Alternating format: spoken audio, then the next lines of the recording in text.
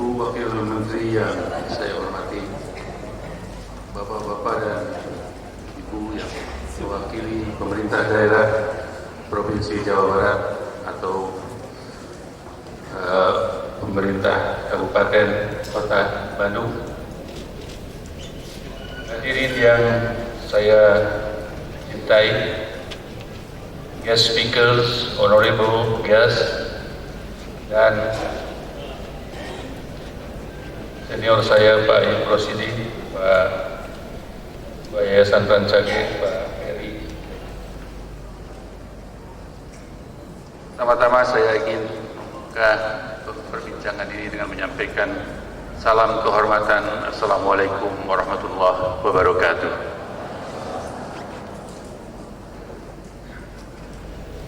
Mungkin karena ini konferensi internasional, I'll be speaking in 3 languages. First, I think some of Indonesian language, some of Sundanese, a bit of English, so that we can have some flavor of international conference. Tapi bahasa Indonesia paling banyak pasti. Bapak dan Ibu sekalian, saya ingin memulai perbincangan pada hari ini dengan mengutip salah satu kesimpulan dari Konferensi Internasional Budaya Sunda yang pertama 10 tahun yang lalu. Saya memilih kesimpulan tentang ekonomi, kemasyarakatan, dan politik karena kebetulan saya sedikit memahami tentang masalah ekonomi. Butir kesimpulan itu berbunyi sebagai berikut.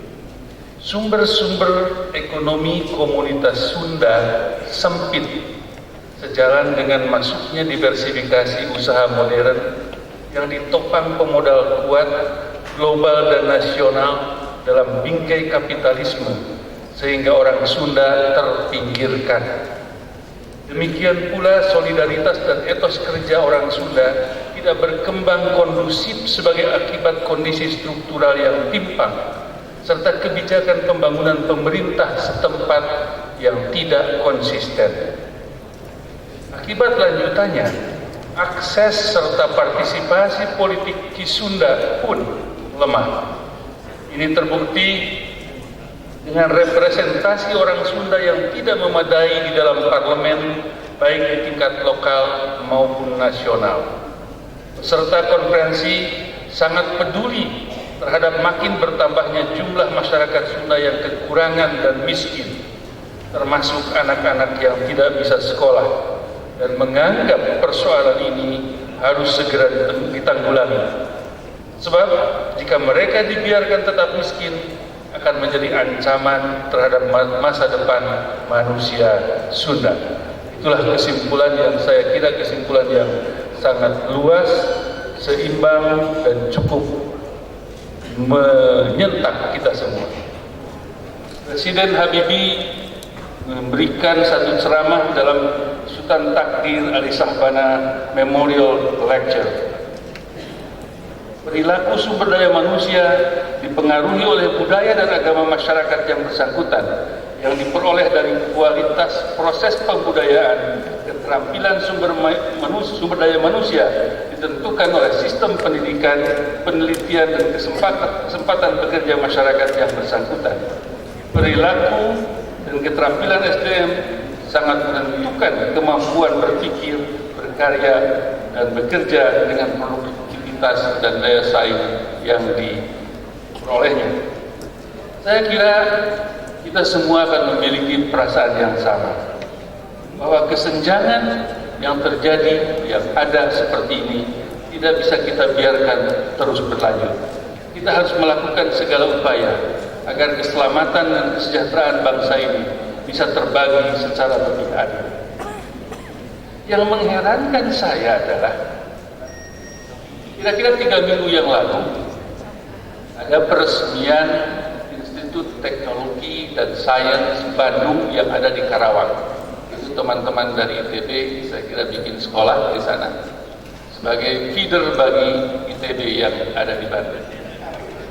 Saya terkaget, agak agak tidak percaya pada waktu Dirjen Dikti Profesor Joko mempertanyakan daerah mana yang paling rendah partisipasi pendidikannya di Indonesia ini. Pasti menurut beliau kita semua berpikiran adalah daerah timur Indonesia. Tidak benar. Yang paling rendah itu Jawa Barat. Karena itulah maka kalau sekarang kita kemudian mengeluh kita terpinggirkan, bidang usaha kita terdesak oleh yang lain, representasi politik kita juga terpinggirkan. Sebetulnya barangkali asal usulnya adalah dari pendidikan tersebut. Sekolah di Jawa Barat termasuk yang partisipasi pendidikan Jawa Barat dan Banten pada tingkat SMP mencapai 82%. Lebih rendah dari provinsi-provinsi lain di Jawa, beberapa di Sumatera, Bali, Sulawesi, dan kecuali di Papua. Partisipasi pada usia SLTA itu 47% pada tahun 2010. Angka 10 tahun yang lalu ini lebih rendah lagi. Bisa kita bayangkan seseorang yang lulus 10 tahun yang lalu, lulus SD 10 tahun yang lalu dan tidak meneruskan sekolahnya ke SMP dan ke SMA, sekarang dia sudah menjadi angkatan kerja. Dia harus sudah bekerja, umurnya dia sudah 22 tahun dengan lulusan SD. Kalau dia terdesak oleh mereka yang datang dengan lulusan SMA, ya sesuatu yang pantas saja. Kalau mereka juga tidak bisa mengikuti berpartisipasi secara politik karena yang datang itu lebih tinggi pendidikannya, itu sesuatu yang saya kira normal-normal saja. Saya kira ini adalah sebuah ironi karena kita tahu bahwa Jawa Barat adalah provinsi yang memiliki banyak sekolah dan universitas yang baik, bahkan yang terbaik di negeri ini, tetapi masyarakat Jawa Barat sendiri tidak memanfaatkan kesempatan itu. Ini bukan karena persoalan ekonomi. Saya kemukakan tadi rakyat Jawa Barat itu lebih baik distribusi pendapatannya, tingkat keparahan kemiskinannya pun tidak lebih jelek dari yang lain, tetapi ini adalah persoalan obsesi, persoalan budaya, karena ternyata masyarakat Jawa Barat tidak mementingkan pendidikan.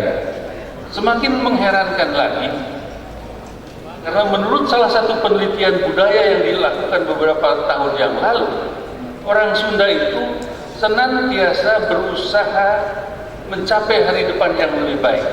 Ini orang Sunda katanya. Dan orang Sunda itu kalau mempelajari ilmu sampai mendasar sehingga dapat diamalkan. Ini kalau orang Sunda yang mencari ilmu. Ini boro-boro mencari ilmu sampai ke ujungnya, sekolah saja enggak. Saya takutnya masyarakat Sunda ini mengambil contoh Pak Ayib Rosidi sebetulnya.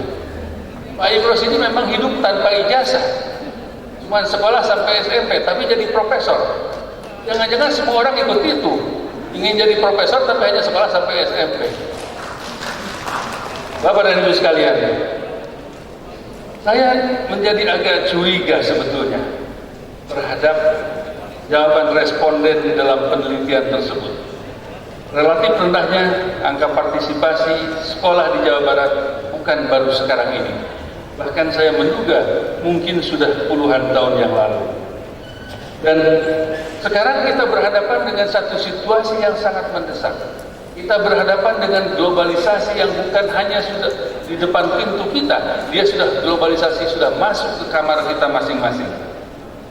Globalisasi dengan berbagai kontroversinya adalah sesuatu keniscayaan yang karena itu kita tidak bisa menghindar. Kita juga mengetahui dari berbagai buku, berbagai studi yang menulis tentang globalisasi, bahwa dengan globalisasi terjadi pertukaran kultural yang saling bertentangan. Di satu sisi globalisasi mengarah kepada proses penyeragaman, tetapi di sisi lain meningkatkan kreativitas sehingga memunculkan benda-benda sejarah, benda-benda baru, produk-produk budaya yang baru. Karena itulah maka ada yang mengatakan bahwa the idea of global culture is a practical impossibility. Cara kita melihat kehidupan kita juga berubah. Cara kita melihat lingkungan kita juga berubah. Dan perubahan demi perubahan yang cepat itulah tantangan kita. Dari paparan tersebut, kiranya jelas bahwa kita harus mempersiapkan diri. Bukan sekarang, 20 tahun yang lalu. Kita sudah terlambat di dalam rangka menyongsong globalisasi ini. Kita semua tahu bahwa pendidikan memegang peranan sentral. Pendidikan adalah solusi untuk terus menyempurnakan penguasaan terhadap ilmu dan pengetahuan serta teknologi. Juga tidak kurang pentingnya adalah pendidikan karakter agar kita menjadi bangsa yang tetap unggul dan berdaya saing tinggi. Saya membaca dengan saksama tulisan Pak Ayib Rosidi yang berjudul Kajian tentang Falsafah Sunda. Tulisan tersebut mengutip penelitian para ahli tentang pandangan hidup orang Sunda sebagai pribadi, sebagai anggota keluarga, sebagai anggota masyarakat, lingkungan, dan sebagai bagian dari masa depannya. Saya melihat bahwa nilai-nilai yang dianut oleh orang Sunda itu semuanya bagus. Sebagian saya ingin mengutipnya di sini sebagai berikut. Orang Sunda itu berpandangan bahwa manusia harus punya tujuan hidup yang baik dan senantiasa sadar bahwa dirinya hanya bagian kecil saja dari alam semesta. Sifat-sifat yang dianggap baik antara lain harus sopan, sederhana, jujur, berani dan teguh pendirian dalam kebenaran dan keadilan, baik hati, bisa dipercaya, menghormati, menghargai orang lain, waspada, dapat mengendalikan diri, adil, dan berpikiran luas serta mencintai tanah air dan bangsa. Itulah pandangan orang Sunda. Dalam kaitan dengan upaya mengejar kemajuan lahiriah dan kepuasan batiniah, orang Sunda itu menghindari persaingan, lebih mengutamakan kerjasama untuk kepentingan bersama, lebih menghargai musyawarah, bekerja keras dan tidak mudah menyerah, lebih mengutamakan mutu hasil kerja daripada kecepatan menyelesaikannya, tidak menunda pekerjaan yang belum selesai apalagi menyerahkannya kepada orang lain yang bukan ahlinya, kreatif mencari lapangan kerja sendiri dan percaya pada kekuatan sendiri, berusaha mencapai hari depan yang lebih baik, mempelajari ilmu sampai mendasar sehingga dapat diamalkan. Semuanya bagus.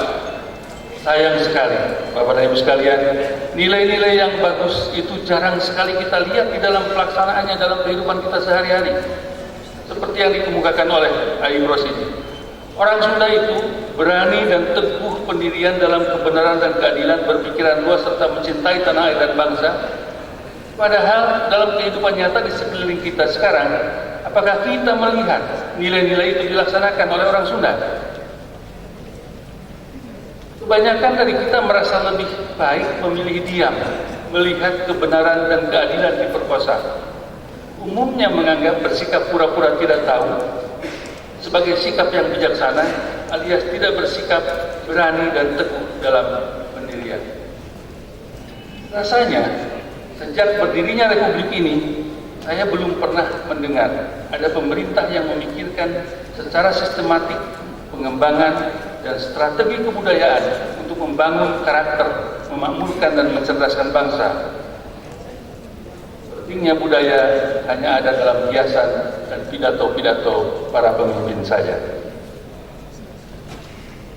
Dari cerita itu, pada hari ini, pada waktu konferensi ini, kita harus mengambil keputusan tentang hal itu. Saya berharap konferensi ini dapat mengidentifikasi budaya Sunda yang mana atau nilai yang mana yang harus direvitalisasi dan bisa memberikan arah kemana kita akan berjalan.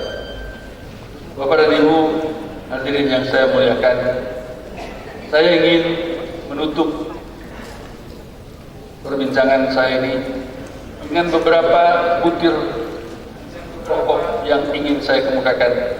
Yang pertama adalah bahwa globalisasi adalah sebuah keniscayaan.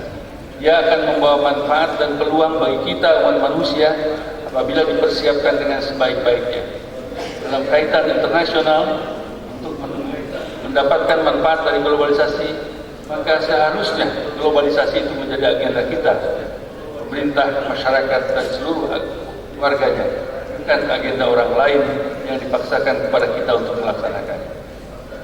Untuk menyambut nomor 2 dan sekalian berkiprah di kancah global, diperlukan kualitas manusia yang unggul. Untuk menciptakan SDM yang berkualitas demikian, maka pendidikan harus menjadi obsesi kita, obsesi masyarakat Sunda, obsesi masyarakat Jawa Barat, obsesinya Indonesia, agar kita dengan mudah menjadi bagian dari masyarakat global. Yang ketiga, kemajuan ilmu pengetahuan dan teknologi tidak bisa diprediksi oleh kita dengan akurat. Untuk menyongsong era itu, maka nilai-nilai lama yang masih bisa direvitalisasi harus dikombinasikan dengan nilai-nilai baru, nilai-nilai masa depan yang berorientasi pada kemajuan. Dan yang keempat, pada konferensi ini saya berharap untuk dapat menyepakati inventarisasi nilai-nilai budaya yang akan direvitalisasi, dipasarkan dengan komitmen dari kita semua untuk menciptakan nilai-nilai baru bagi masa depan kita yang semakin berjaya. Akhirnya, saya ingin menyampaikan ucapan selamat berkongres. Wallahul muwaffiq ila aqwamit thariq. Wassalamualaikum warahmatullahi wabarakatuh.